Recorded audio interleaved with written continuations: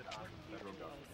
And now It working class, middle establishes class families, they're able to designations for purchase neighborhoods a home. based on Fortunately, the as part of that, what the HOLC And this is where the term does is redlining it establishes comes into place. designations for neighborhoods based on the occupants of those neighborhoods. And this is where the term redlining comes into place.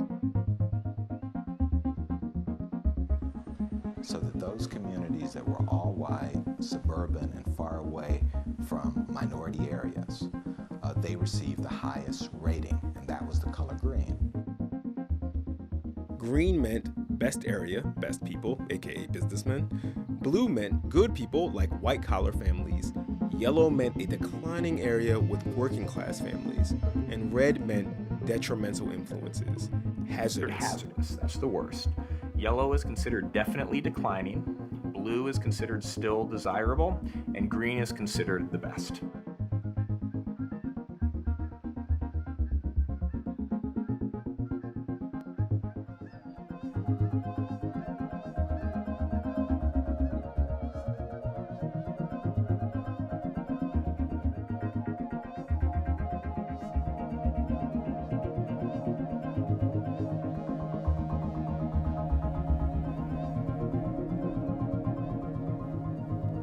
The FHA is being very upfront and very explicit in how they are linking spatial desirability with racial occupancy. It's this racialization of space idea.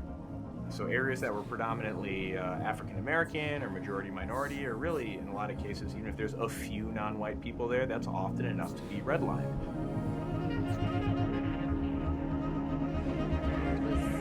As though it wasn't real. You can't imagine. But for someone to come out and actually tell you that they can't sell to you, you know, I was really on an up, man, look at this house. Can you imagine having this? And then for them to tell me because of the color of my skin, I can't be a part of it?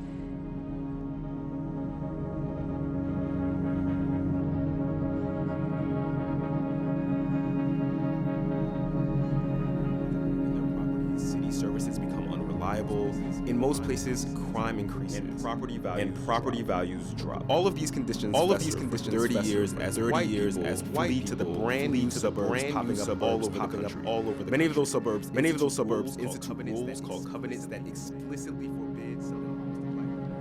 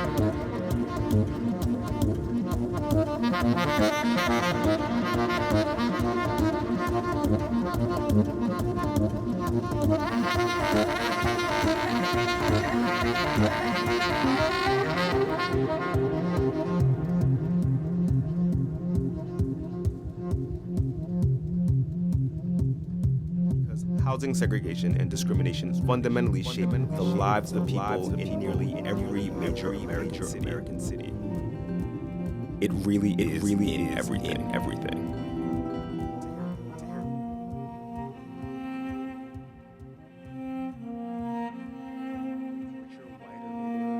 People of color are more likely to live near industrial plants that spew toxic fuel. They're more likely to live far away from grocery stores with fresh food, and in places where the water isn't drinkable. They're more likely to live in neighborhoods with crumbling infrastructure and in homes with toxic paint. People of color have higher incidences of certain cancers, asthma, and heart disease.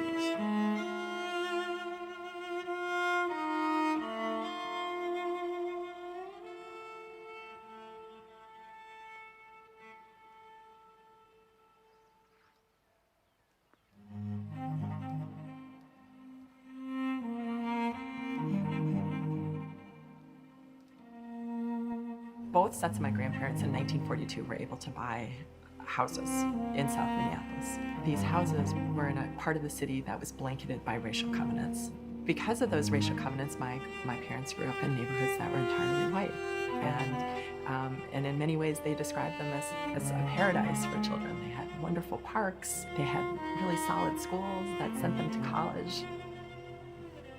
But no one in their neighborhood ever talked about the fact that this neighborhood was only for white people. And I want everyone with this map to imagine themselves in this landscape of privilege and disenfranchisement.